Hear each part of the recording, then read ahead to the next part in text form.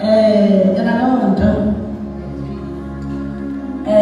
uba uzanga waphoswa namhlanje uthanda sikhule nekhawulo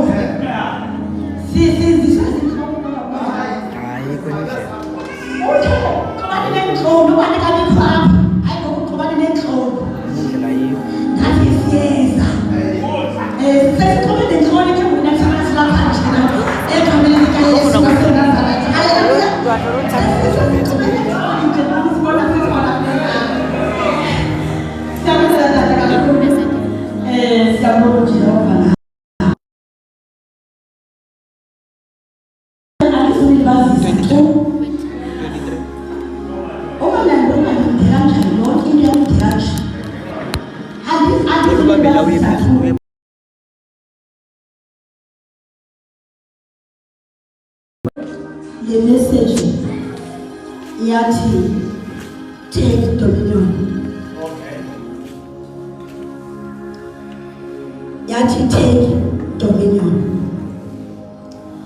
Then diyajonga xa kuthiwa sithathe ndicela uba undibambe ngoba ndithe ndizawuhlala phantsi usacinga uba ndizawuthetha. So zenzele inceba ke ukuba ungashiyeki. Xa ndiyijonga le nto tata ndifumana ukuba le nto sayinikwa ekuqaleni ayonto sizayifumana namhlanje emvuselelweni.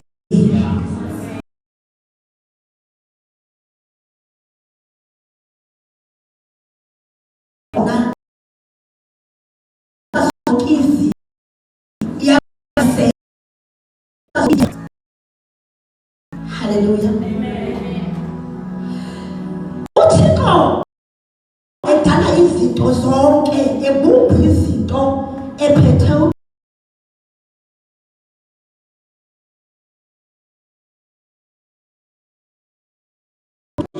wenza kakuhle nazo. Nasi into endithandayo xa ndifunda incwadi yonke ukusuka phaya ku-verse 1 ukuthi yonke into uThixo eyibumba eyidala ebe esithi xa egqamileyo ayijonge athi kuhle. So uThixo yonke into uyithanda i-perfect. Ayikho nje into abayidibanisa nje adibanise nje abeke ibe ushiya kunjalo, kodwa ejonga xa egqamile kuyenza into athande. uThixo wenze izinto azithandayo.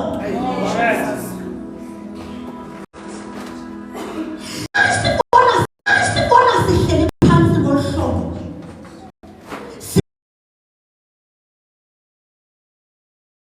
into ebeyithanda xa egqibile kuyithanda. So nawe ke ngoku uza emntwini, 26 tata uza emntwini phaa kwincwadi kaGenesis. Uza emntwini chapter 1 verse 26 Genesis.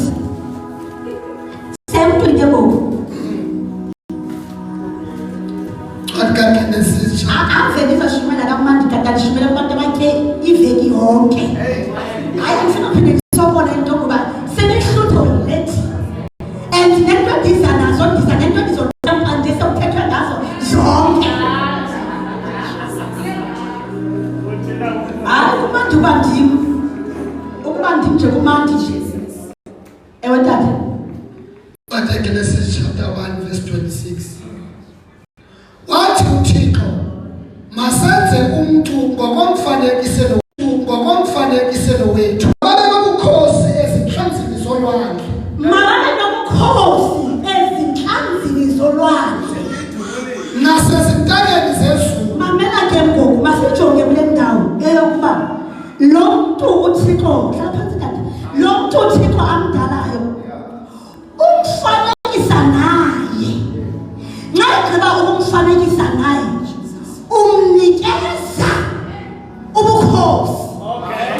Umnikeza ubukhosi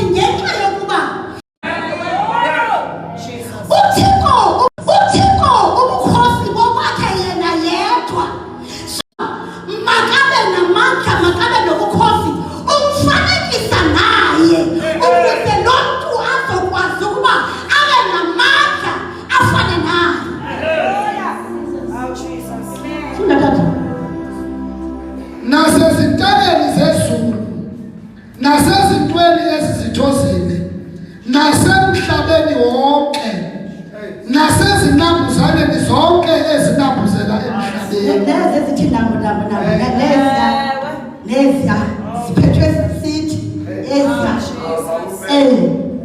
wamdala ke uThixo umuntu ngokomfanekiselo wakhe. Iyaphindwa abazalwana ukuba lo muntu uphatha nje udalwe ngokomfanekiselo kaThixo.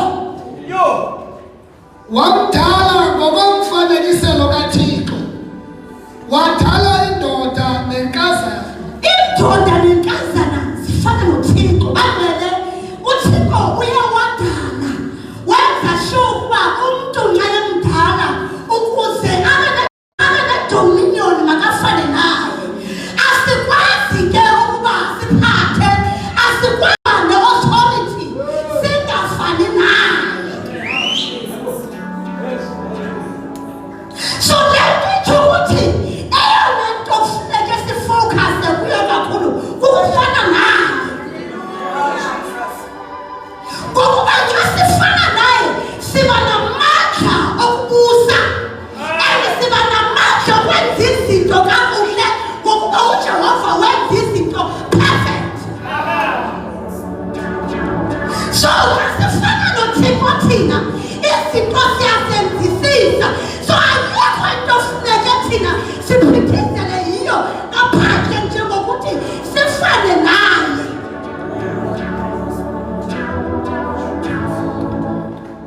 Uthi masibe nobukhosi zilawule. Ayifundile verse ngesilungu.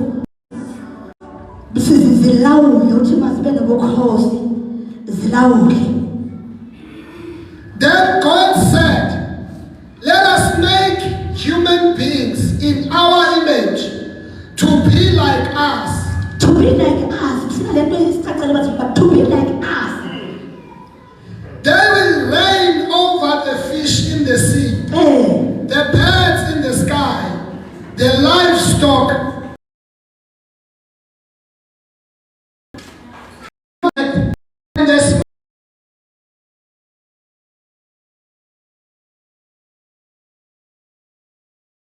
small image.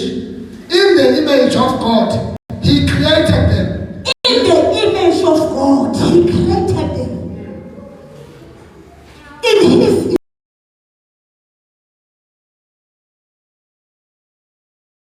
image. But we are the image of God. We are the image of God. So that is why we are the image of God.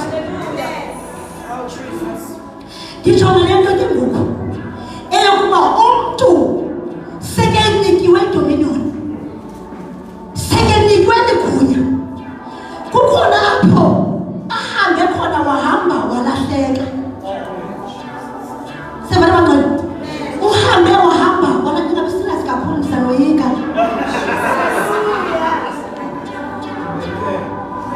Mamela ke ngoku apho alahleka khona ubaleka uThixo. Ubaleka uThixo. Jonga i-opportunity embalweni nayo. I-opportunity embalweni nayo. Eyokuba ke ndibe nomfanekiso ngqondweni nxa izwi likaThixo lithi phaya elate kupholile phansi kwemithi ebesizwe uSimakade bahlale naye phansi bancokole. Mina laba bantu bebephila ulife not into yokuhlala. Ngokuba bebenechance yokuba bancokole noJehova, babe nexesha noThixo phansi komthi, babe nechance yokuba babe noJehova.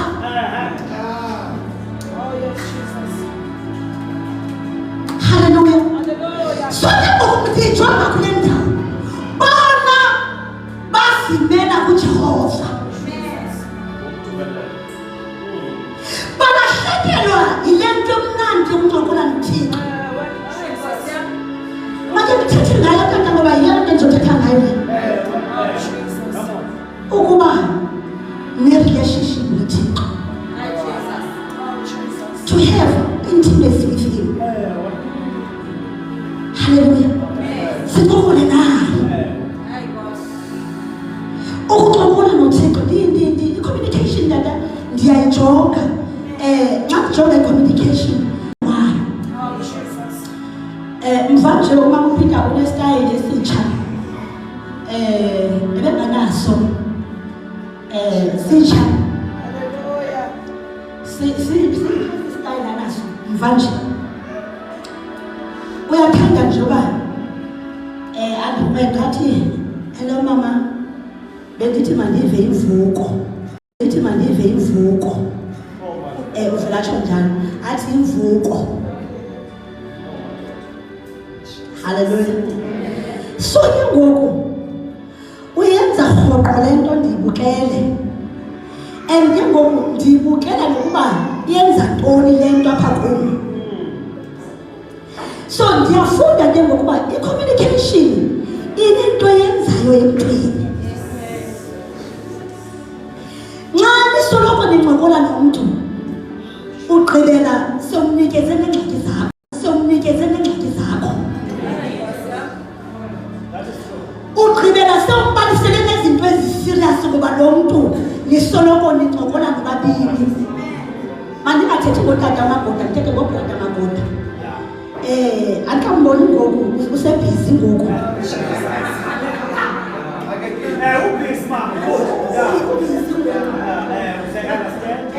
Ubhizi ngoku mandithethe ngobhuti amagoda. Unento yokufika phaya emishini 3 or 4 times per day.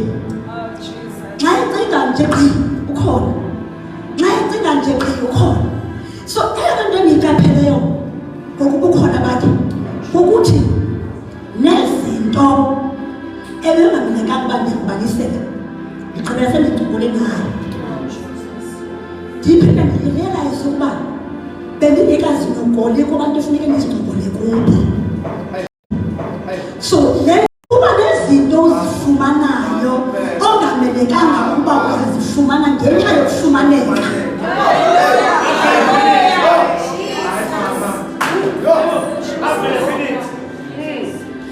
Kunezinto ezinkulu ongazithola zingakulingananga but ukufumaneka kwakho uzifumane phezu kwabantu bezibafanele.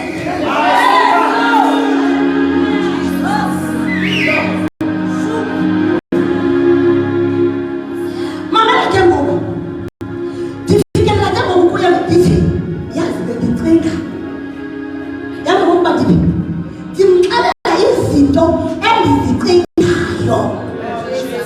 Mina ndishela ngokucinga kwam naye ngoba uphi ukhona.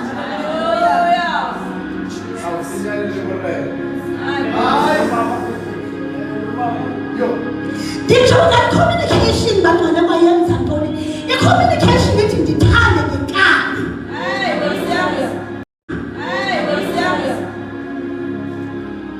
Xa uveka uyayazi uba ndile ndawo yokuya ngoba kulapho uncokola khona. Awudingi mntu wokushera nxa unomntu one-communication naye. Jonga ke ngoku Thixo uthini. Uthi liza kum ndikuphendule ndikuxelele izinto ezinkulu ezifihlakeleyo ongazaziyo. Zikhona izinto ezinkulu esingazazi esingazifumana only because sisoloko sifumaneka sincokola noJehova. Ungafumana izinto ekumeleke bazifunyanwa ngabantu abakhulu ngenxa yokuba wena ukhona ukuzifuna kuJehova. Kubalulekile ukuba sibe ngabanqwele abasondeleyo kuThixo sithethe naye. Sithetha noJehova. Nxa uthetha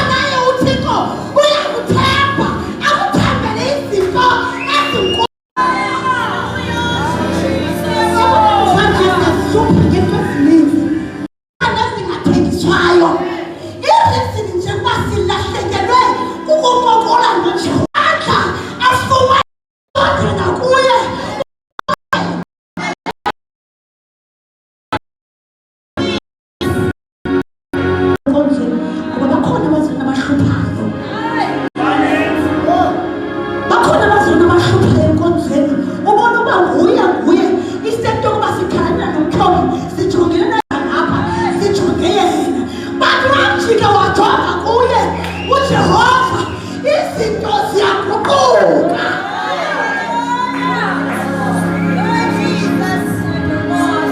Uthixo utshintsha konke. Ethi xa usondela kuye umnikeza ubuwena bakho, uthixo akunikeza into ayifunayo. Masingayilibali laa ndawo ethi unguthixo ufuna izinto ezi-perfect. So awukwazi ukuba uthethe naye akuyeke ufane nakuqala ujonga into engalunganga kuwe, ngoba uJehova uthanda izinto zibe yintle atshayele zonke.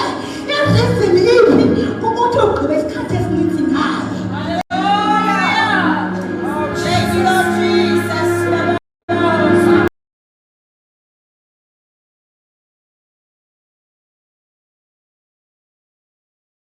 Futhi sinamandla okwenza njalo ngokuba kutheni sifuze utata wethu. Sifuze yena. Jonga ke ngoku utata umfundisi zamanisiza kuwe kaninzi nje.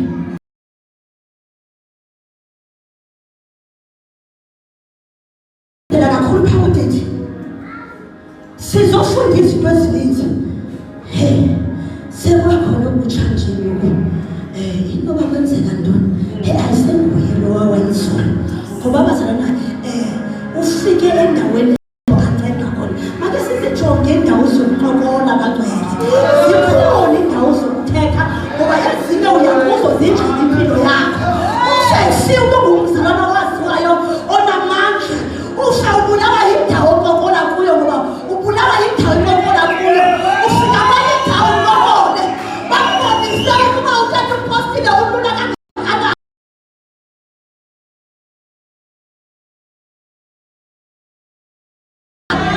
Utsho ulahlekelwe. Udilize uphele thunga wethi laa nto ubuzukisa uJehova ngayo iphele ngoba unqokole endaweni erongo. Khona umdala wezintsuku ethi masijonga kuye asibonise amandla. Khona umdala wezintsuku ethi masibekekela kuye sikhole ngamandla. Gqibezela tata. Usiza ngamandanduluka wenza uYehova walusindisa ezimpathelweni zayo zonke. Umsindise ezimpathelweni zakhe zonke ngokuba xa ujonge kuye bazana uThixo uyalithanda igama lakhe. Umzimba uThixo olithanda igama lakhe. Uyabona uThixo xa uhleli kuye ubambelele kuye uncokola kuye akafuna uhlazo, uyakhusela uyakubiyela ngenxa yokuba ujonge jonga la madoda Nkosi yamnaka yokunikwa ubukhosi ayophatha. Ingxaki yokuba kumenzeke kulo hlobo bathi bafikelele ekuphatheni kukuthi i-secret bayazi ukuba okay xa sekulo hlobo asincedi nokuphila, singafa ukuba siyafa. Bathi eyona nto esikuyo nje ukuthi sisondele uJehova wethu.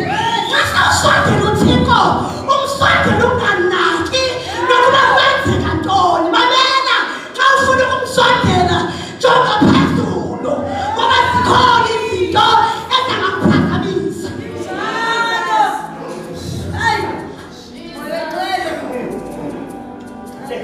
Uyabona ukujonga kuThixo. Kukhona umuntu othethe ngolunye intlebele lapha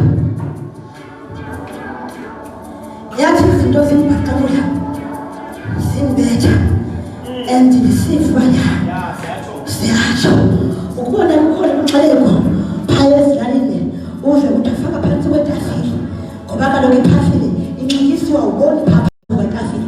Ziba khona ke ezizidudla ezingangeniyo phantsi kwetafile ubona uba lena ukwazi nokuba uyifihle ewuba ngathi nawo liyavela phantsi kwetafile ayifihle. Banoyo abafile Nkosini. Ndayibona ukuba uyabona njengoba ndifile ngathi ndiyafa kundiyoyo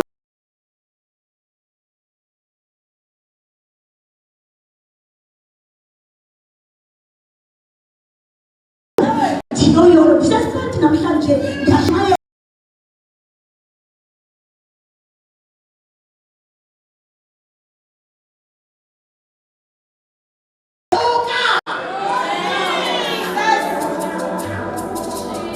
sinojo konjalo sothelo umthaka wezinsuku majonge kuyo bayithi abasabalisa ngengxaki ezenzile enkonzweni ubungazazi wena wazi nje uJehova lomjuqayo ngokukhawulande apho bakhona ozawukwazi ukubanikezela basondele nabo bafumane le ifumeneyo njengoba